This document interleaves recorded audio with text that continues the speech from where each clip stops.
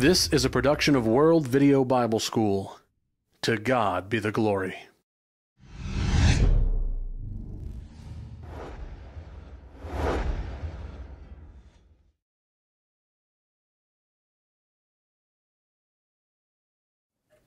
Well, let's see. What am I going to wear today? You know, that's a question that each of us has to ask ourselves every day.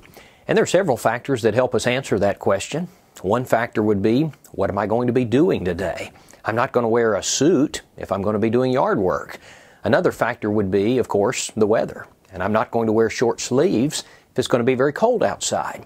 But you know, there's another factor that we need to consider every time we go to our closet, and that is the modesty factor. If you've been to the mall recently or turned on the television or looked at billboards as you've driven down the highway, then you know that our country has a serious problem with the way that we clothe ourselves. Sexually provocative is the way of the day, and it would certainly be an understatement to say that the world is confused with regard to how we should clothe ourselves. I want you to notice this cartoon that a friend of mine drew. In the cartoon, the doorbell rings, and one girl says, "Oh dear, that's the doorbell, and here I am in my underclothes." The other girl, who's actually wearing far less, says, "I'm dressed, I'll get it." I like the cartoon because it illustrates very well how confused our society is with regard to the clothing issue. And it's gotten to the point that people are really not even embarrassed about the exposure of their bodies. In fact, it's encouraged. There's a commercial that I've seen, I think it's about dieting, but the whole theme of the commercial is to lose enough weight so that this woman will be able to wear this little bitty bikini and to show off her body at the beach. And she's not embarrassed about it. You know, in Jeremiah chapter 6, Jeremiah says that the people of his day had lost the ability to blush. Listen to the words of Jeremiah 6:15. Were they ashamed when they had committed abomination? No, they were not at all ashamed, nor did they know how to blush. And you know, we live in a world just like that today. Many people today have lost the ability to blush over the exposure of their bodies. They're just like the people of Jeremiah's day. They're not ashamed. I know a man in his 70s, and he told me that when he was young, girls blushed when they were ashamed. He said, but now they're ashamed when they blush. One preacher said, I'd like to find out what kind of fruit Adam and Eve ate that made them realize they were naked. He said, because I'd like to pass it around again. Now, he said that tongue-in-cheek, but he's right, because many people need to have their eyes opened about what is appropriate and what is inappropriate. Because again, the world is very confused with regard to this matter of clothing. But a Christian isn't like the world. A Christian can't be like the world. We're different. We've been called out of the world. 1 John 2:15 says, "Do not love the world or the things in the world. If anyone loves the world, the love of the Father is not in him." Romans 12:2 says, "Do not be conformed to this world, but be transformed by the renewing of your mind, that you may prove what is good and acceptable and perfect will of God." But very sadly, this problem of immodesty, lack of clothing, has affected Christians, and it's crept into the church. You know, there are some places where men don't want to serve on the Lord's table because of young ladies who are dressed immodestly in worship. And there are wives who don't want their husbands to teach the teenagers because of the way that some of the young girls are dressed, or maybe I should say the way they're not dressed. And you know, this is a very unpleasant subject to teach about. And sometimes it's embarrassing both to the one teaching it and also to the hearers. And sometimes people who like to dress immodestly get angry because they feel like they're being insulted. And sometimes when teachers teach on this subject, people will accuse them of having a dirty mind. And I guess that, along with the anger, has caused some to just avoid the subject altogether. I guess they feel like it's not worth the grief. But you know, if we're going to be pleasing to God, we have got to discuss it. We have got to be right about this matter, whether or not we want to admit it. When a woman goes into public in modern-day swimming wear, or she's wearing short shorts or a short skirt or with her midriff exposed or wearing clothes that are too tight, she's doing something that's sinful. She's taking the sexual impulses that God has instilled in men to draw husbands and wives together, and she's corrupting them. She's allowing them to be cheapened. Now, she might not know that she's doing it, but she's distorting sex as God designed it. Now, why is it the case that man is sexually impressed by the woman? You know, it's not an accident. It's because God made us that way. Now, why did He do that? Genesis 2:24, therefore shall a man leave his father and his mother, and shall cleave unto his wife, and they shall be one flesh. The reason man is sexually impressed by and attracted to woman is because of God's design. But you know, there's a big difference in the physical attraction of a husband and a wife and that of a man who is physically attracted to a stranger on the beach or at the pool or at the mall. First, let's talk about the husband and wife. The Bible says, let your fountain be blessed and rejoice with the wife of your youth. As a loving deer and a graceful doe, let her breast satisfy you at all times and always be enraptured with her love. Proverbs 5:18 and 19. Now, that's a husband and wife. Now listen to the difference. Here's a man and a woman to whom he's not married. Matthew 5:28 says, but I say unto you that whoever looks at a woman to lust after her has already committed adultery with her in his heart. Now, someone might try to rationalize and say, well, so long as nothing physical happens, there's nothing wrong with it. I heard someone say it's all right to look so long as you don't touch. But you know, that's not right. The Bible teaches that God is concerned not only with our actions, but also with our hearts, Matthew 5:28. In Job 31 and verse 1, Job said, I have made a covenant with my eyes. Why then should I look upon a young woman? You see, Job understood that it would be wrong even to look on a young lady in a lustful manner. All right, this matter of properly clothing ourselves is certainly important, and the world's very confused about it.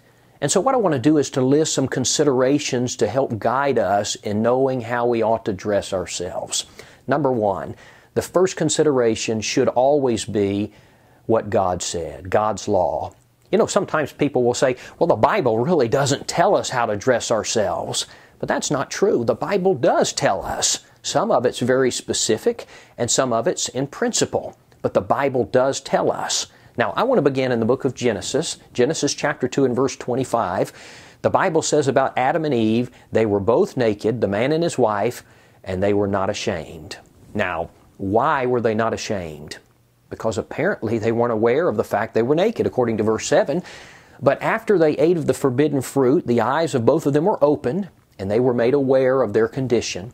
And they sewed fig leaves together, and they made themselves aprons. The New King James says coverings. Now, this word means a girdle or a loincloth. One version says they made themselves loin coverings. Another version says they covered themselves around the hips. But what's very interesting is that the clothing they made was apparently not adequate, because verse 21 says, also for Adam and his wife, the Lord made tunics of skin and clothed them. Now, this word for coats of skins is a tunic, a long shirt-like garment. Strong's Concordance even gives the definition of a robe. It was a garment that started at the shoulders and flowed down like a long shirt. Now, they had made themselves loin coverings, but the Lord made them robes and clothed them. Now, the implication seems to be that they were not adequately covered. And notice that when God came into the garden, Adam said, I was naked and hid myself. Now, he had fig leaves covering him in his loin area, but still he refers to himself as being naked. And God doesn't argue with him. God says, who told you that you were naked? Now, secondly, I want to consider another passage, this one from the book of Exodus, chapter 28. Now, the section of the chapter that we're going to be looking at is dealing with the making of the priest garments under the Mosaic system.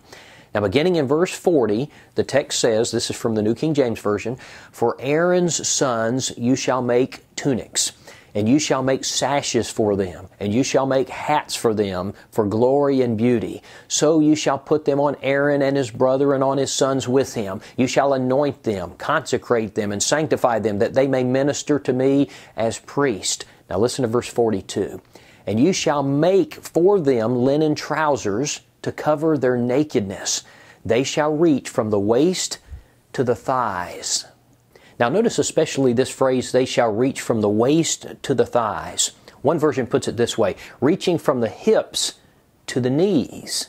Now, what was the purpose of this garment? The text says to cover their nakedness. Thomas Eves, in his tract on modesty, he wrote, "In the Old Testament it was considered nakedness when one had his thighs uncovered." And he cites this verse as proof. So, what do we have so far? In order to be covered adequately, a garment started at the shoulders and it went down to the knees. Now, the third passage I want us to notice is from 1 Timothy chapter 2, verses 9 and 10. It says this, "In like manner also, that the women adorn themselves in modest apparel, with propriety and moderation, not with braided hair or gold or pearls or costly clothing, but which is proper for women professing godliness with good works." Now, there are three things I want us to notice in this passage. The first one is modest, the word modest. Now, this word means orderly, well-arranged, or decent.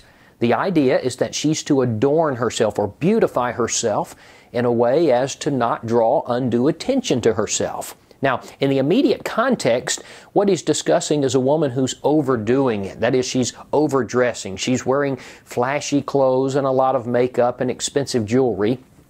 But you know, there's another way in which a woman could draw undue attention to herself, and that's by underdoing it. That is by wearing too little, by wearing clothes that are too tight or too low or too short or too thin or too revealing. Now, the second word I want us to notice is propriety. Now, the King James Version uses the word shamefacedness. The word propriety is actually closer to our modern day word modest than the other one. The Greek word for shamefacedness or propriety means a sense of shame, modesty. It's used regarding the demeanor of women in the church. Now, the third phrase comes from verse 10, "but which is proper for women professing godliness." Now, let me introduce one more thing, and then we're going to put all of this together. This is from Titus chapter 2. It says that the older women are to teach the younger women to be chaste. Now, that word means pure from carnality, modest, perfect, or innocent. Now, that's the definition of Strong's and Vine's combined. Now, let's put it all together.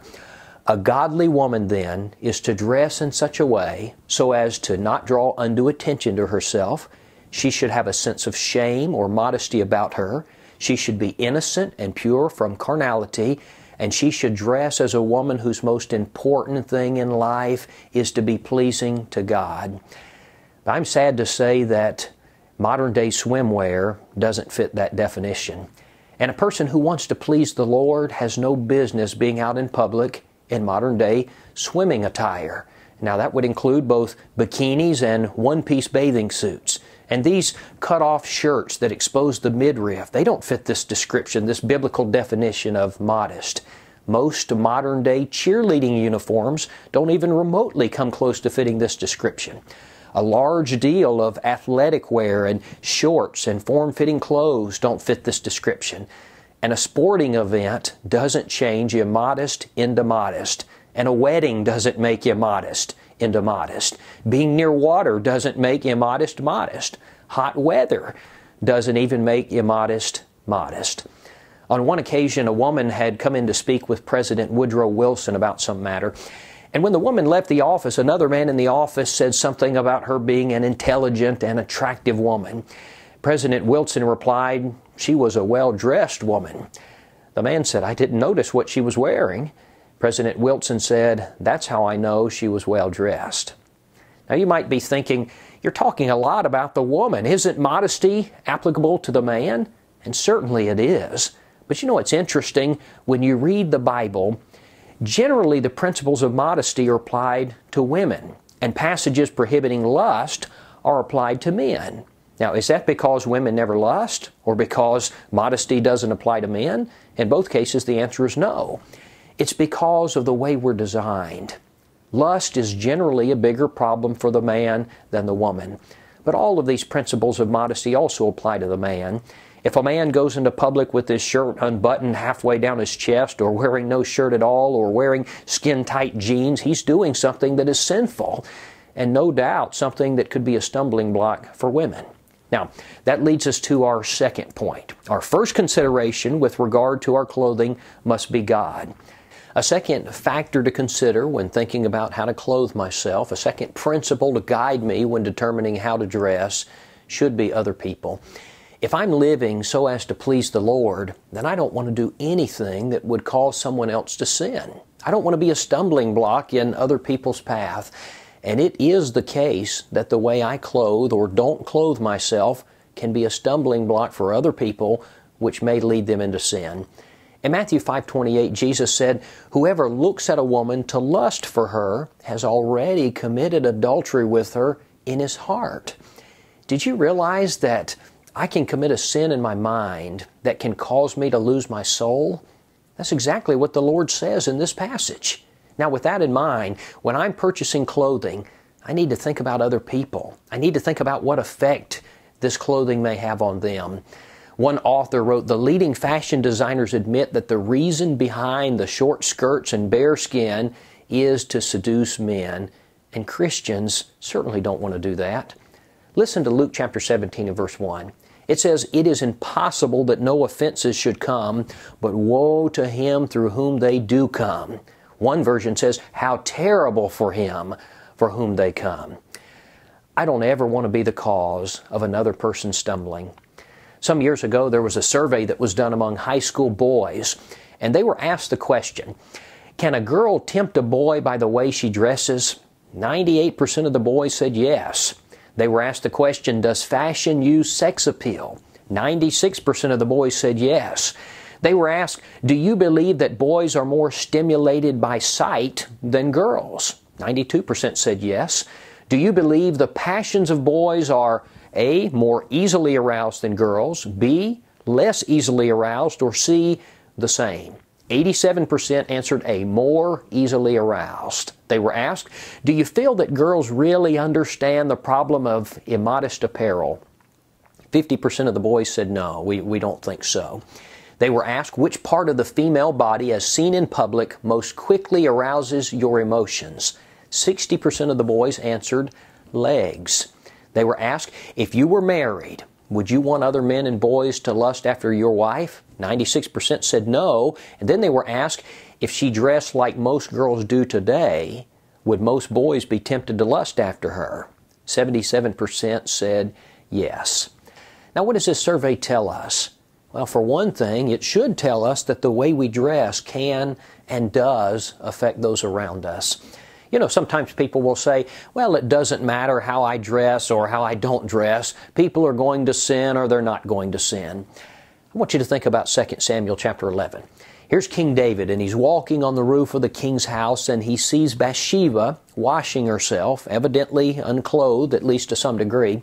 And the Bible says she was very beautiful to look upon. And you know the story how David sent for her and committed adultery with her. Now, do you think that she would have had the same effect on David if she had been completely covered in a godly manner? I think we know the answer to that question. It is a fact that the way that we dress can tempt individuals in ways that they would not otherwise be tempted. Well, sometimes people will say, "Well, it's the person lusting who's sinning, not me. Evil is in the eye of the beholder." Well, first, that's not true. Secondly, it shows a very low regard for the souls of other people. And thirdly, it's not even logical. If evil is only in the eye of the beholder, as people say, then it would be okay for a person to go out in public totally nude, and the only one doing wrong would be the person who was the beholder. If a person has concern for the spiritual well-being of others, then that person should be careful about how they dress. I saw an excerpt from a church bulletin that had these words: "Dear sisters, on behalf of and for the benefit of men who are seeking to live in accordance with the will of God and to keep themselves pure and holy, to the end that you do not encourage them to lust, and for your own eternal welfare, please do not call undue attention to yourself or expose yourself by wearing immodest apparel.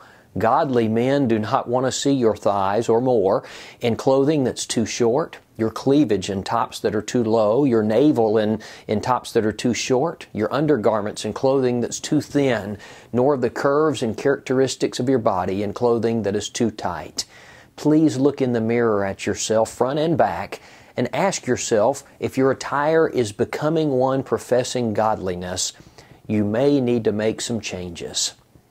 Remember that the Lord said, "Whoever looks at a woman to lust for her has already committed adultery with her in his heart." Now, in light of that, we need to consider other people when we're choosing our clothing. Now, a third consideration when we're thinking about how we're going to dress should be the church. For people who are members of the church, this is especially important because people who wear the name Christian are representatives of the Lord's body. And the way that I conduct myself reflects on the precious church of God. You know, there's a very interesting passage in 2 Corinthians 3 and verse 2. It says, "You are our epistle, written in our hearts, known and read by all men." Now, what's Paul saying there? He's saying that Christians are walking Bibles. You are living examples of our teachings. Now, what happens when Christians dress immodestly? Christians need to realize that they are a holy people, 1 Peter 1, 15 and 16. And as Christians, we need to set our mind on things that are above, not on things on the earth. We need to guard ourselves and not be conformed to this world, Romans 12:2. When other people know that I'm a member of the Church of Christ, and they hear me stand and defend the plan of salvation and what the Bible has to say about baptism and the proper type of worship, and then they see me dressed in provocative clothing or publicly engaging in practices that much of the world even views as sensual, how are they going to view the church? Now listen to this description of what Christ thinks about His church.